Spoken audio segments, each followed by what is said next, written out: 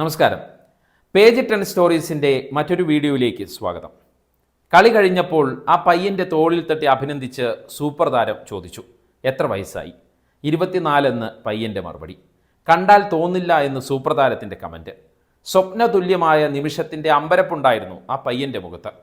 MS Dhoni എന്ന super താരം അഭിനന്ദിച്ച ആ പയ്യൻ്റെ പേര് വിഘ്നേഷ് പുത്തൂർ. മലപ്പുറത്ത് നിന്ന് IPL മുംബൈ ടീമിലെത്തിയ മിടുമിടുക്കൻ. ചെന്നൈ ടീമിൻ്റെ 3 നിർണായക വിക്കറ്റുകളാണ് വിഘ്നേഷ് വീഴ്ത്തിയത്. ആ പ്രകടനമാണ് സാക്ഷാൽ MSDയുടെ നല്ല വാക്കുകൾക്ക് കാരണമായത്. രോഹിത് ശർമ്മയ്ക്ക് പകരം മുംബൈ ഇന്ത്യൻസിൻ്റെ ഇമ്പാക്റ്റ് സബ്സ്റ്റിറ്റ്യൂട്ടായി കളത്തിലിറങ്ങിയാണ് വിഘ്നേഷ് ആ വിലപ്പെട്ട വിക്കറ്റുകൾ സ്വന്തമാക്കിയത്. അതാണ് അദ്ദേഹത്തിൻ്റെ സ്വപ്ന നേട്ടവും. അപൂർവമായ ചൈനാമാൻ ബൗളിംഗ് ശൈലിയാണ് വിഘ്നേഷ് പുത്തൂരിൻ്റേത്. ആ ശൈലിയിലേക്ക് വിഘ്നേഷിനെ വഴിതിരിച്ചു വിട്ടത് ഷെരീഫ് എന്ന അയൽവാസിയാണ്. വിഘ്നേഷിൻ്റെ ഷെരീഫ് ചേട്ടൻ. വിഘ്നേഷും ഇപ്പോൾ പള്ളിയിലെ മുസ്ലിയാരായ ഷെരീഫും തമ്മിലുള്ള ആത്മബന്ധത്തിൻ്റെ കഥയും അവനെക്കുറിച്ചുള്ള ഷെരീഫിൻ്റെ നല്ല വാക്കുകളും ഇപ്പോൾ മാധ്യമങ്ങളിൽ വൈറലാണ്. ആ ആത്മബന്ധത്തിൽ നിന്ന് ഉടലെടുത്തതാണ് വിഘ്നേഷിൻ്റെ ചൈനാമെൻ ബൗളിംഗ് ശൈലി. എന്താണ് ചൈനാമെൻ ബൗളിംഗ് ശൈലി? വിശദമായി പരിശോധിക്കാം. സത്യത്തിൽ ഒരു വംശീയ അധിക്ഷേപ പരാമർശത്തിൽ നിന്നാണ് ചൈനാമെൻ ബൗളിംഗ് എന്ന പദം വന്നത്. ആ കഥയിലേക്ക് അല്പം കഴിഞ്ഞു വരാം. അതിനു മുമ്പ് ചൈനാമെൻ ബൗളിംഗ് ശൈലി എന്ന അപൂർവ ബൗളിംഗ് ശൈലി എന്തെന്ന് പരിശോധിക്കാം. സാധാരണയായി 3 തരം സ്പിൻ ബൗളിംഗ് ആണ് ക്രിക്കറ്റിലുള്ളത്. അത് നിങ്ങൾക്കറിയാം.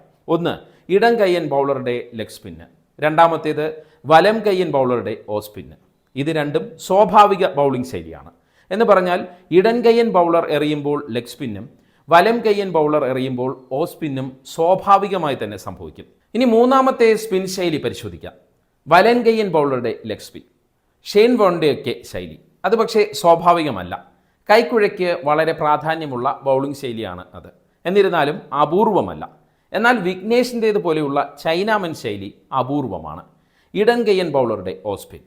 അതാണ് ചൈനാമൻ ബൗളിംഗ്. ഷെയ്ൻ വോണ്ടയൊക്കെ ശൈലി പോലെ കൈക്കുഴയ്ക്ക് വലിയ പ്രാധാന്യമുള്ള ബൗളിംഗ് തന്നെയാണ് ഇത്. അതുകൊണ്ട് തന്നെ ലെഫ്റ്റ് ആം അൺഓർത്തഡോക്സ് സ്പിൻ എന്നും ലെഫ്റ്റ് ആൻഡ് റിസ്റ്റ് സ്പിൻ എന്നുമൊക്കെ ഈ ശൈലിയെ വിളിക്കുന്നു. ബോളിൻ്റെ ഗ്രിപ്പിനും വളരെയധികം പ്രാധാന്യമുണ്ട്. ഇടം കയ്യൻ ബൗളർ ഓവർ ദി വിക്കറ്റ്, അതായത് അമ്പയറുടെ വലത് ഭാഗത്ത് കൂടിയാണ് എറിയുന്നത് എങ്കിൽ ബൗളർ കൂടുതൽ അപകടകാരിയാകും. ബോളിൻ്റെ ലെങ്തും വേഗവും കണ്ടെത്താൻ വലം കയ്യൻ ബാറ്റ്സ്മാൻമാർ നന്നേ ബുദ്ധിമുട്ടും. കൈക്കുഴയും ബോൾ ഗ്രിപ്പും ബുദ്ധിപരമായി ഉപയോഗിച്ചാൽ ബാറ്റ്സ്മാൻമാരെ വളരെ ബുദ്ധിമുട്ടിലാക്കാൻ ചൈനാമെൻ ബൗളർക്ക് കഴിയും. ആക്ഷനിൽ വ്യത്യാസം വരുത്താതെ തന്നെ ഗൂഗ്ലിയും ഫുൾ ലെങ്ത് ബോളുകളും എറിയാനും നിഷ്പ്രയാസം ബൗളർക്ക് കഴിയും. അഗ്രസീവായ ബാറ്ററുടെ വിക്കറ്റ് എടുക്കാൻ അതുകൊണ്ട് തന്നെ നല്ലൊരു ചൈനാമെൻ ബൗളർക്ക് പെട്ടെന്ന് കഴിയുമെന്ന് സാരം. പിച്ച് സ്പിന്നിന് അനുകൂലമെങ്കിൽ പിന്നെ പറയുകയും വേണ്ട. അതാണ് വിഘ്നേഷ് പുത്തൂർ ബോൾ ചെയ്തപ്പോൾ ചെന്നൈ ബാറ്റ്സ്മാൻമാർക്ക് സംഭവിച്ചത്.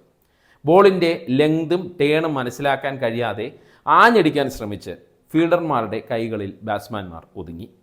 അപ്പോൾ നിങ്ങൾ ചോദിക്കും, എങ്കിൽ പിന്നെ എല്ലാവർക്കും ചൈനാമൻ ബൗളിംഗ് ശൈലി പരിശീലിച്ചുകൂടെ എന്ന്. പക്ഷെ പിന്തുടരാൻ വലിയ ബുദ്ധിമുട്ടുള്ള ശൈലിയാണ് ചൈനാമൻ. നേരത്തെ പറഞ്ഞതുപോലെ കൈയും കുഴയും ഗ്രിപ്പും ആക്ഷനും ഒരുപോലെ പരുവപ്പെടണം. ഇല്ലെങ്കിൽ ചൈനാമൻ ബൗളർ പരാജയപ്പെടും, അടി വാങ്ങിച്ചു പിടിക്കുകയും ചെയ്യും. അതുകൊണ്ട് തന്നെ ക്രിക്കറ്റ് ചരിത്രം പരിശോധിച്ചാൽ ചൈനാമൻ ബൗളിങ്ങിൽ വിജയിച്ചവർ അപൂർവമാണെന്ന് കാണാം. 1995, 2004 കാലഘട്ടത്തിൽ ദക്ഷിണാഫ്രിക്കയ്ക്കായി കൈക്കുഴ അപൂർവമായ രീതിയിൽ കറക്കിയും അസ്വാഭാവികമായ പ്രത്യേക ആക്ഷനിൽ ബൗൾ ചെയ്തും ബാറ്റ്സ്മാൻമാരെ കുഴപ്പിച്ച പോൾ ആഡംസാണ് അതിലൊന്ന്. ബാറ്റ്സ്മാൻമാരെ യുണീക്ക് ആക്ഷൻ കൊണ്ടും കൈക്കുഴ കൊണ്ട് കറക്കിയും 45 ടെസ്റ്റുകളിൽ നിന്ന് 134 വിക്കറ്റ് സ്വന്തമാക്കിയിട്ടുണ്ട് ഈ ആഡംസ്. അദ്ദേഹം ഒരു കുറിയ മനുഷ്യനുമായിരുന്നു. മറ്റൊരാൾ ഓസ്ട്രേലിയയുടെ ബ്രാഡ് ഹോഗ്. ഷെയ്ൻ വോണിൻ്റെ വിടവാങ്ങലിന് ശേഷം ഓസീസ് ടീമിൻ്റെ സ്പിന്നിൻ്റെ കുന്തമുനയായിരുന്നു ഹോഗ്. വിൻഡീസ് താരം ഗാരി സോബേഴ്സ്, ദക്ഷിണാഫ്രിക്കയുടെ ടബരീഷ് ഷംസി തുടങ്ങിയവരും ചൈനാമൻ ബൗളിങ്ങിലൂടെ ബാറ്റ്സ്മാൻമാരെ കുഴപ്പിച്ച താരങ്ങളാണ്. പിന്നെയുള്ളത് ഇന്ത്യയുടെ തന്നെ കുൽദീപ് യാദവ്. 2017 കാലഘട്ടത്തിൽ ഇന്ത്യൻ ടീമിൽ കളിച്ചു. ചൈനാമൻ ശൈലിക്കൊപ്പം ഫ്ലൈറ്റ് രീതിയിലുള്ള ശൈലിയും അദ്ദേഹം പ്രയോഗിച്ചു. പക്ഷേ പ്രകടനത്തിലെ സ്ഥിരതയില്ലായ്മ കാരണം കുൽദീപ് ടീമിൽ നിന്ന് പെട്ടെന്ന് പുറത്തായി. അതാണ് നേരത്തെ ഞാൻ പറഞ്ഞത്, ചൈനാമൻ ബൗളർക്ക് പ്രകടനത്തിൽ സ്ഥിരത നിലനിർത്താൻ അത്യധ്വാനം ചെയ്യേണ്ടി വരും. ലക്ഷ്യം കൈവിടാത്ത മാനസിക കരുത്തിനൊപ്പം ശാരീരിക ക്ഷമതയും കൃത്യമായി പരിപാലിക്കേണ്ടി വരും. അതാണ് വിഘ്നേഷ് പുത്തൂർ എന്ന ഈ കളിക്കാരൻ അതിജീവിക്കേണ്ട വെല്ലുവിളി എന്ന് നമുക്ക് പറയാം. റഷീദ് ഖാന് ശേഷം അഫ്ഗാൻ ക്രിക്കറ്റിൽ നിന്നുള്ള പുത്തൻ താരോദയമായ നൂർ അഹമ്മദും ഈ ബൗളിംഗ് ശൈലി സ്വന്തമാക്കിയ മറ്റൊരാളാണ്. വിഘ്നേഷ് മുംബൈക്കായി തിളങ്ങിയപ്പോൾ നൂർ ചെന്നൈക്കായി മറുഭാഗത്ത് 4 വിക്കറ്റ് വീഴ്ത്തുകയും ചെയ്തിരുന്നു. ഇനി ചൈനാമൻ എന്ന പേര് വന്ന കഥയിലേക്ക് വരാം. 1933 ഇംഗ്ലണ്ട് പര്യടനം നടത്തിയ വെസ്റ്റ് ഇൻഡീസ് ടീമിൽ അംഗമായിരുന്നു എല്ലിസ് എഡ്ഗർ അച്ചോങ് എന്ന ചൈനീസ് വംശജൻ. വിൻഡീസിലെ ട്രിനിഡാഡ് ആൻഡ് ടുബാഗോയിൽ നിന്നുള്ള താരമായിരുന്നു അച്ചോങ്. ടെസ്റ്റ് ടീമിൽ ഇടം നേടിയ ആദ്യ ചൈനീസ് വംശജനുമായിരുന്നു അച്ചോങ്. അങ്ങനെയുള്ള അച്ചോങ്ങിൻ്റെ ഇടം കൈയിൻ ബൗളിംഗ് ശൈലി ഇംഗ്ലീഷ് ബാറ്റ്സ്മാൻമാരെ അപ്പാടെ കുഴപ്പിച്ചു. മാഞ്ചസ്റ്ററിൽ നടന്ന ടെസ്റ്റിൽ അച്ചോങ്ങിൻ്റെ ബോളിനെ ഉയർത്തിയടിക്കാൻ ക്രീസ് വിട്ട് പുറത്തിറങ്ങിയ വാൾട്ടർ ഡോബിൻസിന് പന്തിൻ്റെ ദിശ മനസ്സിലാക്കാൻ കഴിഞ്ഞില്ല. വിക്കറ്റ് കീപ്പർ സ്റ്റംപ് ചെയ്തു. പുറത്തായ റോബിൻസ് പവലിയനിലേക്ക് മടങ്ങും വഴി രോഷത്തോടെ ബ്ലഡി ചൈനാമൻ എന്ന് പറഞ്ഞു. ചൈനീസ് വംശജനായ അച്ചോങ്ങിനെ വംശീയമായി അധിക്ഷേപിക്കുന്ന രീതിയിലായിരുന്നു ആ പരാമർശം. അന്നത് ആ രീതിയിൽ ചർച്ചയായില്ല എങ്കിലും അച്ചോങ്ങിൻ്റെ ബൗളിംഗ് ശൈലി ചൈനാമൻ എന്ന് പിൽക്കാലത്ത് അറിയപ്പെട്ടു. ഇന്നിപ്പോൾ കേരളത്തിൽ നിന്നൊരു ചൈനാമൻ അവതരിച്ചിരിക്കുന്നു. സീനിയർ തലത്തിൽ കേരളത്തിനായി ഒരു മത്സരം പോലും കളിക്കാതെയാണ് വിഘ്നേഷ് പുത്തൂർ മുംബൈ ടീമിലെത്തിയത് എന്നതാണ് ഏറ്റവും രസകരമായ കാര്യം. അടിസ്ഥാന വിലയായ 30 ലക്ഷത്തിനാണ് വിഘ്നേഷിനെ മുംബൈ വാങ്ങിയത്. അതിന് കാരണമായത് കഴിഞ്ഞ കേരള ക്രിക്കറ്റ് ലീഗിൽ ആലപ്പി റിപ്പിൾസിനായി നടത്തിയ വിഘ്നേഷിൻ്റെ പ്രകടനമാണ്. മുംബൈയുടെ ട്രയൽസിൽ നന്നായി പന്തെറിഞ്ഞ വിഘ്നേഷിന് അഫ്ഗാൻ സ്പിന്നർ റാഷിദ് ഖാനുമായി ഇടപെടാൻ സാധിച്ചതും വളരെയേറെ ഗുണം ചെയ്തു.